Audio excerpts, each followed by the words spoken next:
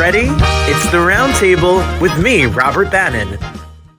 So here on the Roundtable, one of our favorite things, everybody, is when people do solo shows. So if you're listening to us on Broadway World over here on the Broadway Podcast Network, iHeart, or Spotify, what I know for a fact is it takes so much courage and bravery to do a solo show. It takes a certain kind of insanity to do a solo show, truly.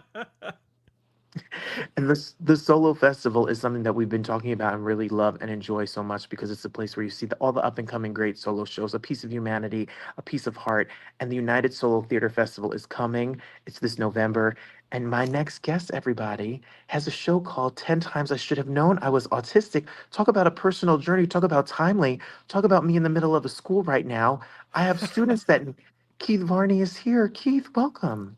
Oh, thank you so much for having me, and I'm really honored to be here and excited to talk about it. And I think you put it exactly right. Doing a solo show is a very particular flavor of insanity, and I'm just going through that now. I'm like, oh yeah, this is a crazy thing to do. But Keith, you are if I'm wrong, please correct me. You write. You're a songwriter. You're a playwright. You are a writer, and have written, and your shows have been all around the country. Are they always? Is this show based on you? Yes, this is a completely autobiographical show. So this is so I've had a couple of other autobiographical shows, but that's not all. I write plenty that aren't. But this is my first autobiographical work that is not a musical, and the first one that is a solo show. So I don't know what I'm putting myself through. While we're talking, before we get too deep in the woods, in the weeds, as they say here, Theater Row at Theater Number One, 410 West 42nd Street. It's November 4th at 7 o'clock, and you can get your tickets at autisticshow.com. The link will be below us. So if you're listening to us or watching us, autisticshow.com. Reading this press release, I'm fascinated because much has been made. I'm a teacher, so I spend my days talking about kids and helping them. And you are not somebody who was talking about autism at 12. This is something that came into your life at a different time and place. How did you come to it? And why do you feel the need to tell us about it, Keith, publicly? I mean that that's a very good question. Yeah, so I didn't know that I was autistic until I was deep into my 40s, which was quite. It was. I describe it as being a complete shock to me and to no one else in my life. Uh, but it was. Yeah, I mean, it's interesting you talk about being a teacher and dealing with neurodivergent kids probably all the time. And the difference between the experience of neurodivergent kids today versus what I went through, because the type of autism I have was definitely not diagnosed in the 80s and 90s when I was growing up.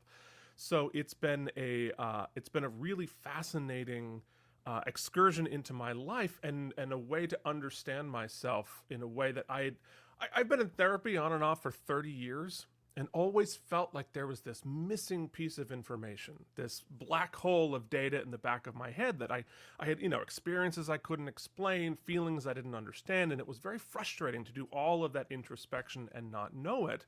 And so discovering that I was autistic, it was like one of the biggest aha moments I've ever had, that retroactively reframes every experience I've ever had, every relationship I've ever had. And so it's been this wonderful thing to discover and recontextualize one's life. And so, and obviously as a high masking autistic or level one, I don't know what people call it these days, because guess what? I'm new to all of this. This is all within the last year, so I am not an expert. I am not a doctor. I have a degree in operatic singing, so take everything with a grain of salt.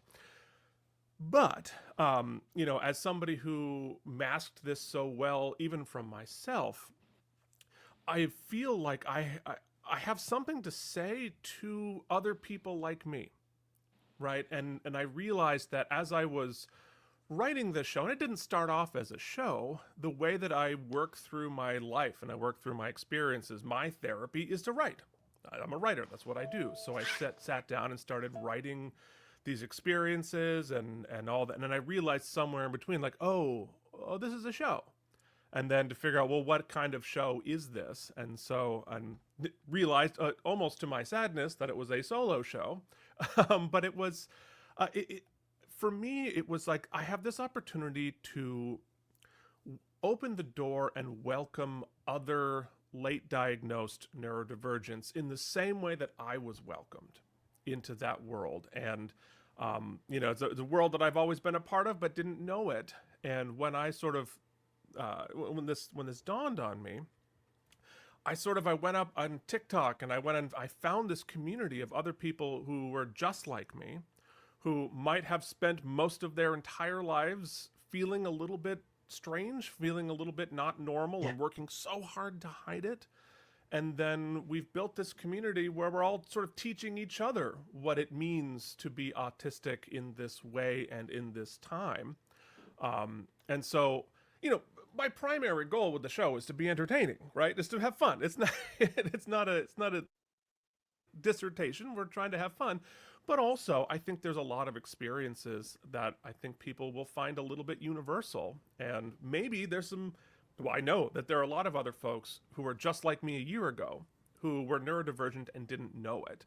And I would love to provide a welcoming space for more of us to find each other and build this community. People, there was no word. I'd never heard of autism in school.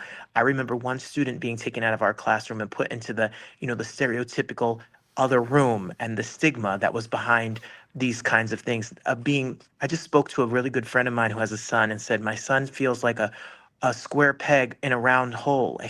Doesn't fit in the way that he's supposed to. Has this always been something you felt like, I didn't fit in right? I didn't act the same way as everyone else. What were the signs that you now see, the 10 times you could have known something that you didn't talk about, or no one did talk to you about? Oh, yeah. I mean, I absolutely felt that way my whole life. And it was sort of, I just felt just a little bit strange, a little bit abnormal, a little bit in a way that I felt behind everybody, because I struggled a lot when I didn't understand what to expect. What were the social rules? What were the practical rules?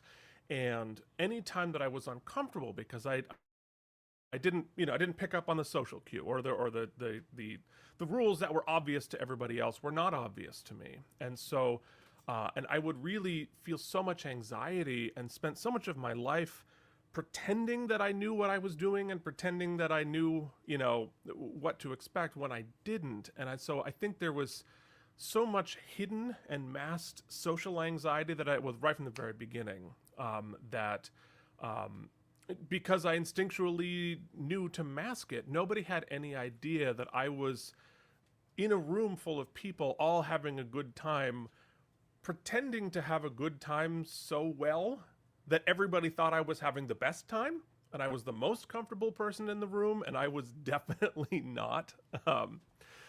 So obviously the social anxiety was a big part of it. Need for routine. As an adult now, I can recognize I'm somebody who functions really well within a structure, within a routine, and that it is hard for me to break out of it. So I can build my life around having a really clear structure and routine. Obviously, I had a very intense special interests. Was another, not surprisingly, if you can see the ridiculous amount of Star Trek action figures behind me. I don't know how a man can be 40-something and have a lit display of Star Trek action figures and not know he's autistic, but here I am. I love it. It speaks to my language. And I had the same relationship with theater. And so, being a big theater geek. So my special interests were super intense. My sense of justice was super intense. I was a very polarizing kid because I also didn't really have much time for social hierarchy. And so it just a lot of things that, had I known that I was autistic, and again, you're 100% right. There was no word for what I was at that time period. What I was difficult, right? And I was either anxious or challenging authority in a way that they did not understand. And so, so it was. There are a lot of challenges that come along with that. There are also some benefits, right? Because it frequently comes with some the way that I look at the world, the way that I process information, my musical obsession and abilities there were right there from the very beginning. So it was, it was really, it's hard to say because I can only speak for myself as opposed to what anybody else's experience. And every single neurodivergent is completely unique. And so my experiences are not going to be the same as other people's experiences, but it has been incredibly, and I'm still at this point looking back into my childhood, into my life, and thinking, oh, that's why this was difficult, or that's why this was easy, or this is why, this person didn't understand you, or this is why this teacher loved you, or this is why this teacher detested you. That's real life. I mean, I speak with a lot of colleagues, and I love this subject because I think we all need to be more educated on it. I think there's a huge stigma about it. I think that there's a lot of misinformation about it. I think people think that there's a face and an image about it, and they don't understand the complexity of this. And there's so many adults who come from a generation where this wasn't talked about, and they don't know what's going on. And now, was there shame and fear? And were you upset when you found this? You had a very interesting way of finding out. I certainly did. I mean, it, it was sort of an accident, right? So it was, for me, I found out through my best friend growing up. We were friends since we were in preschool, and he called me up, and he was just like, "Hey, so I've just discovered that I'm neurodivergent, and just thinking, as we have a tremendous amount in common, have you ever considered that you might be too?" And it's one of those things where people had been telling me. I mean, my ex-wife had been shouting it from the hilltop for a decade and a half, like, "Hey, you're autistic," and I'm like, "What? I never even considered it." But that sort of kicked it off for me, and I don't know what made me think about it in more serious terms at that moment. But then I started digging in, and then doing all the research and speaking to folks, and coming to terms with it. But to answer your question about, like, was it scary? I have had my first fear at the beginning was imposter syndrome, right? Which is a neurodivergent curse is imposter syndrome. You feel like you're a kid, dressing up with a fake ID to buy beer on everything. As an actor, as a writer, even as an adult, I feel like an imposter. And so my first fear was that people wouldn't believe me, that people would think I was faking it or faking it for attention or something like that. And it was sort of like, oh, am I not autistic enough to count? Am I too good at masking? And so that was what I dealt with at the beginning. Today, I started writing this show 10 months ago. Well, a lot has happened in the last 10 months. And so the fear of being public about this is different than it was a year ago. And I'll admit, it is a little bit scarier every day to be putting this out there. But I also feel like there were so many people who had discovered they were neurodivergent a year ahead of me, who reached back and welcomed me and taught me who I am, right? And I feel it is my duty in some way to open the door for other people, because I know how good it was for me. I know how meaningful it was for me and life-changing it was for me to understand this about myself and the other people around me, because it doesn't just recontextualize your life. You look at everybody else in your life, and neurodivergence, like many other types of people, whether or not we know it, we find each other, and you realize, oh, my whole community is like this, and it changes how I look at everybody and how I treat everybody, and more importantly, how I treat myself. So yes, it is a little scary, and I've been surprised by some people's reactions. Sometimes it's the people you least expect to be a little bit less welcoming or more challenging, and some people have been like, yeah, totally get it. So as a privileged straight white dude my whole life, I will admit, stepping out of the privilege into a community that people have not great feelings about sometimes. Like that has been a bit of a surprise and a bit of a challenge, but primarily it has been people have been very supportive, and I'm excited to share it. It is for everybody, right? It's there's no like secret neurodivergent code we're going to be speaking in ones and zeros, right?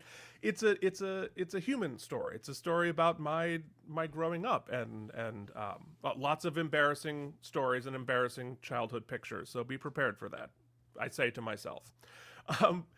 But it is for people who are neurodivergent, people who might be and don't know it, which is my favorite audience, but it's also for everybody else, right?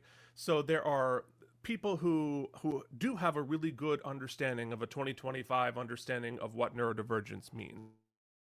But and for them to see what it was like for people who didn't grow up in a world where, maybe looking at your parents, maybe your uncle, like what was it like for them who may or may not know that it was a different experience. Also, for, like I said, for people who don't know they are, who might be, but also for the generation behind that.